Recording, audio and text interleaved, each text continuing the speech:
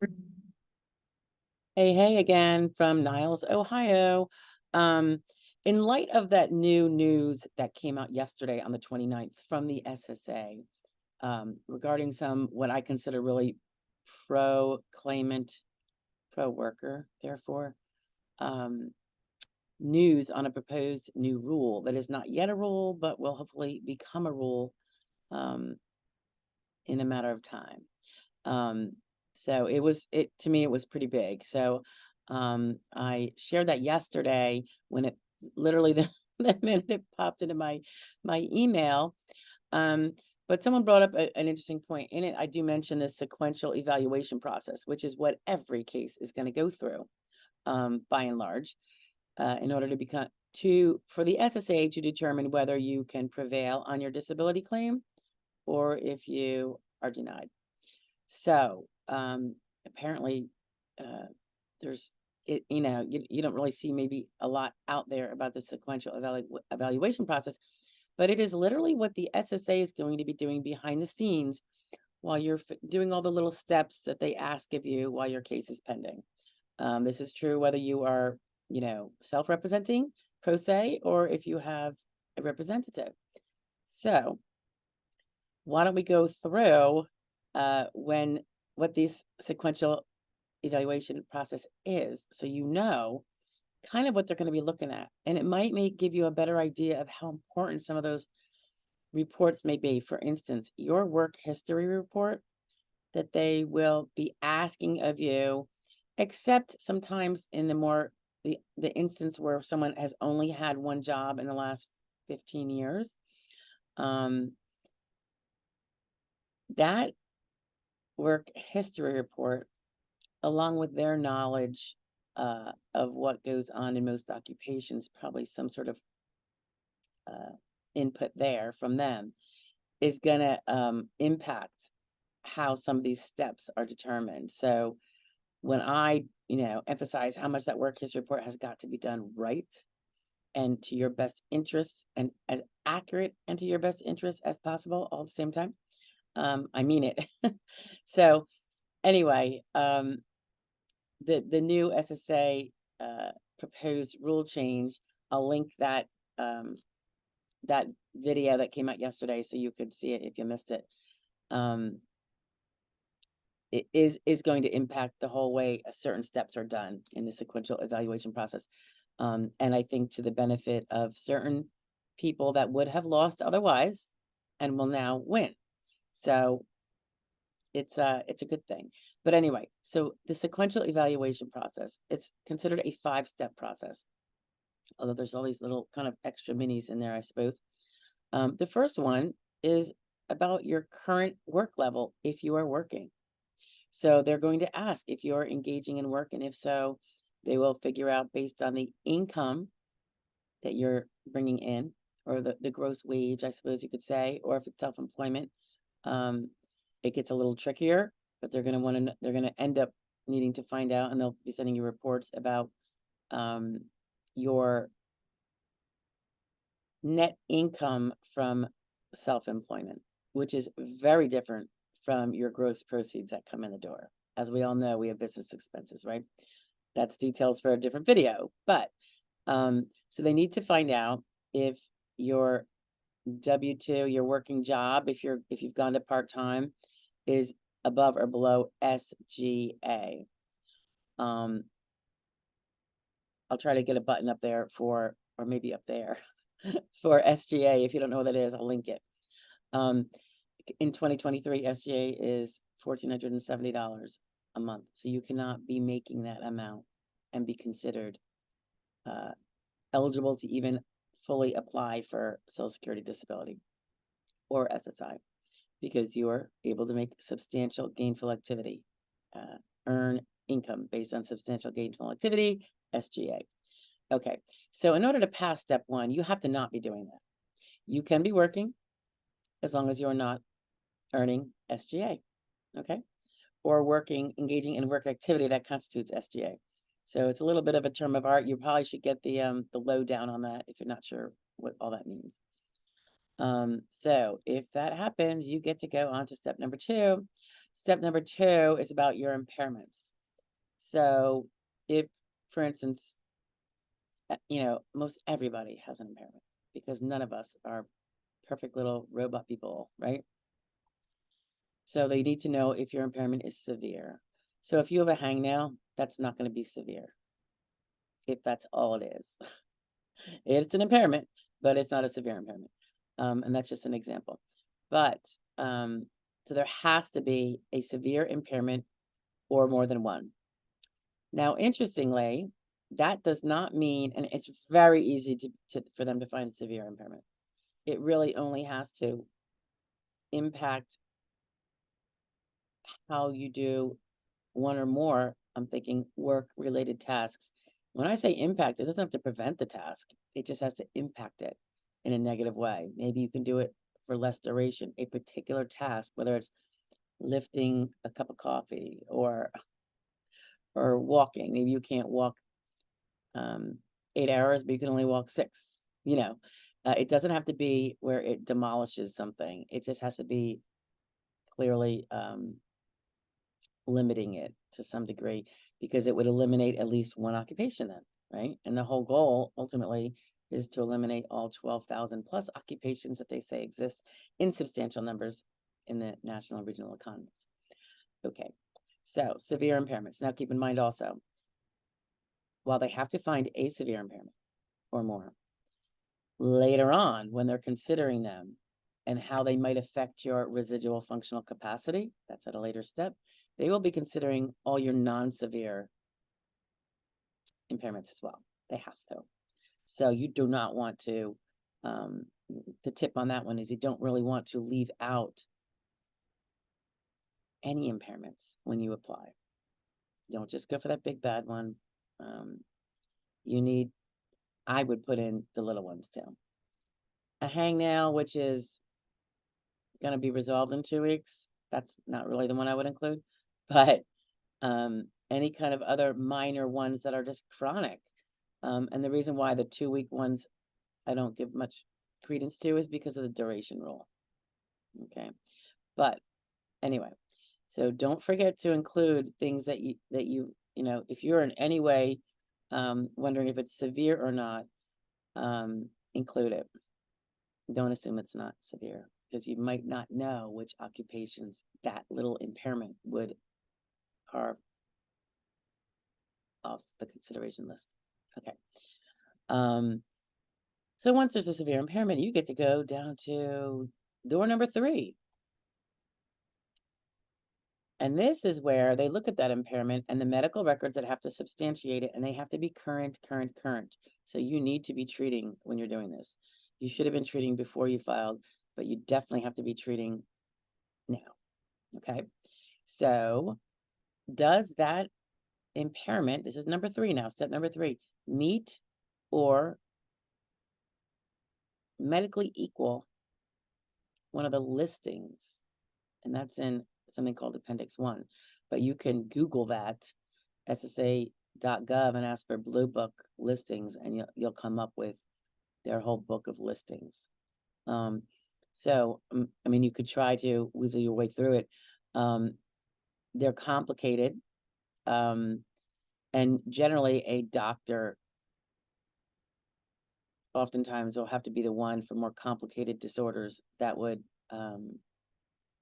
his records will decide whether it meets a listing or not, because it's very there has to be X, Y, Z for it to meet a listing. So he might not. And when it's something that with exact numbers, like if it's cardiac and there's ejection fraction, those numbers are kind of carved in stone. If you're going to meet the listing, you have to be that or under. Doesn't mean you can't win without meeting a listing though. And that's what's important to know, because most people, I believe, do not prevail. Most people who prevail do not prevail by meeting a listing. We like it when they do, but usually it's a much longer marathon of a battle than that, because most people just don't, but they can still, many prevail. Okay, so if you do not medically meet or equal a listing, then still within step 3, the SSA has a duty of determining your residual functional capacity, RFC. It's a huge animal in the SSD and SSI world, residual functional capacity. It's basically figuring out what's the maximum you can still do in a variety of work-related tasks: lifting, sitting, standing, walking, thinking, coping, adapting. Um, there's mental and there's physical. There's environmental considerations, like if someone has asthma. Um, there's exertional versus non-exertional. There's postural. Someone might not be able to bend. Um, that kind of thing. So they decide based on your medical records, and sometimes they will send you to a consultative examination if they think they need more information. Maybe your medical records are not all that, and you haven't been going a lot, or your doctors are not very helpful to you in their articulation of your problems. That's probably at least half the time. So they will get their version of what they think your RFC is, and then they go on to 4. So you didn't meet a listing under number 3, but you still always go on to number 4. And this is where the big thing comes up with that newer news about what will hopefully be a changed rule. Step 4 is the step where they determine, now that they know your RFC and what you can still do, supposedly, are you able to do your past work? And past work is a term of art, and historically, it was past for it to be relevant. It has to be relevant for it to be something that they can consider. It can't be irrelevant work from 50 years ago. Up till now, and including now, and unless the rule changes, past relevant work is that work which you did in the last 15 years prior to applying, and it can kind of be a moving 15-year window as you go further in the process. Like, let's say you have to appeal out, they're gonna look at your most recent 15 at that time. So, and this is the section where it is so important, this new rule change, because of the past relevant work used to include 15 years worth of stuff. The SSA had a lot of jobs for many people that it could look at and say, but you could do that one from 14 years ago. That one you did for like 6 months. We see that your RFC and the way that job is described in the vocational world of what it needs, what is required to do that job. We think even though you have a reduced RFC based on your impairments, this job you could still do, that one you did for a few months 14 years ago. If they change that 15-year rule for relevancy of past work to 5 years, if they reduce it, that job from 14 years ago that you probably could still do, perhaps, they can't hold that against you, and they can't use that to deny you. Bingo. It's really, really huge, because step 4 boots a lot of people, because if you are found that you can perform any of your past relevant work, you lose at step 4. Okay. If they bump out all these jobs from years ago, and the only one in consideration, or the only ones are the ones from the last 5 years, there's a much better chance that you will be able to prove you can't do them. In fact, because you actually left work while maybe you were still doing one of them because you couldn't do it anymore, right? So I hope that gives you a better idea. Sorry, I have a little allergy itch in my eye. How much this can be helpful. Now, when you prove, or they find that you cannot do any of your past relevant work, 15 years now, 5 years hopefully in the near future, that allows you to go to step 5. If they found, again, that you could do it, then you lose right here. If they find that you can't do your past relevant work, you go on to step 5. Now, yes, you haven't won just because you can't do your past relevant work, and I kind of reiterate that to people a lot when they think they just have to prove that they can't do the work they were doing, and therefore they win, right? How can they expect me to do something I've never done before? Because that's called life, and that's what we do when we need to support ourselves. We go and do a different job if we have to, right? So we have to prove we can't do any other work full time and it has to be work that exists in substantial numbers in the economy. It can't be that miracle job that's out in, say, Alaska, far, far from you, that you actually could do, but there's only one in the whole country, or 10 or 20. It's got to be in substantial numbers in the economy. So it's got to be a readily kind of existing job, even if though it's not necessarily located by you. They don't really have to find one that's in your town or anything like that. It's just got to be in the national economy. Okay, that could be far from you, but there's got to be plenty of them. Okay, that is the rule. Substantial numbers, or is it significant numbers? Anyway, okay, so step 5 is all about seeing if you can make the vocational adjustment to one of those other jobs that are out there. And they're not going to be considering jobs that exceed your RFC that they determined in step 3. So they have to look at all the other jobs and see if there are any out there. And this, this sounds kind of daunting, right? Because there's like 12,000 occupations. And it is daunting, but it all depends on how, limiting the medical evidence shows your impairments to be.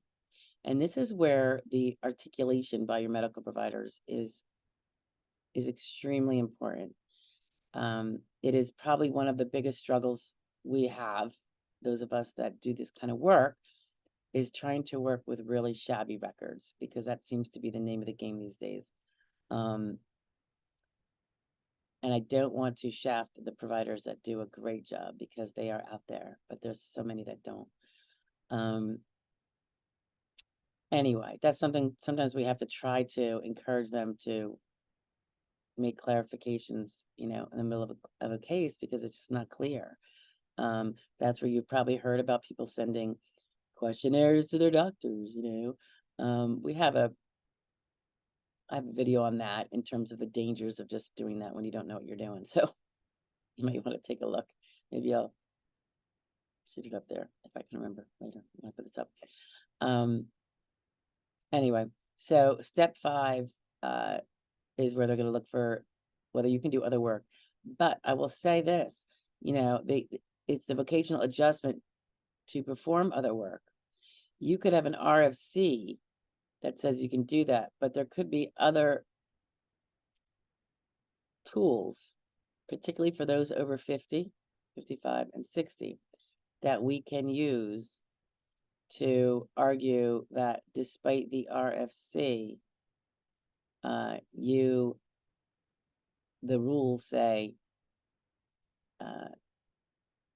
the person can't do, the adjustment necessary to successfully move to a different job.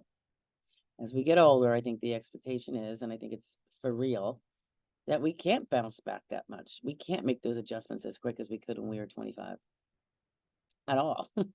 So that's where some of those things can come in and really, really help out.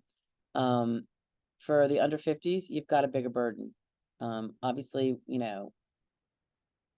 we prevail all the time with under 50s, but it's a very, very arduous workup and a lot of work on your part to prove it. So don't think you're going to have a garden variety bad back or depression or the combination and think that you're going to be able to prove you can't do any work, because they'll probably try to toss you into a sedentary job or a light job that might be less arduous than your previous job, and you won't win.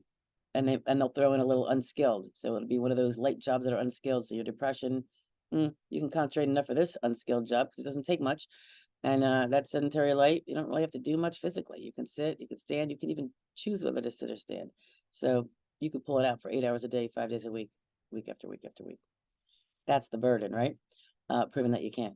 But with following directions and really being diligent, if you know you can't pull out an 8-hour day, the challenge to you is to get the medical evidence. And that's going to often have to include specialists, maybe some new areas of specialists that you hadn't thought of. Every case is very different. So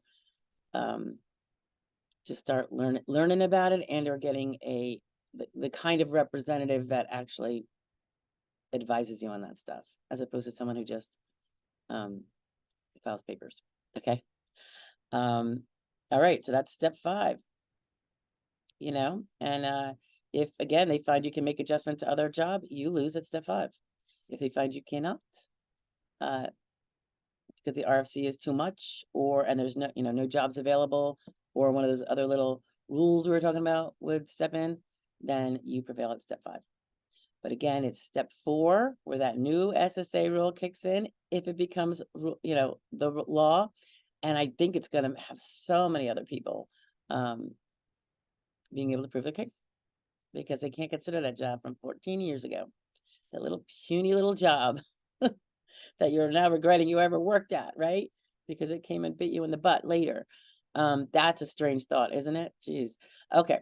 I'll end it here, guys, but that is the sequential evaluation process steps 1 through 5. I will chat with you later. Have a good one.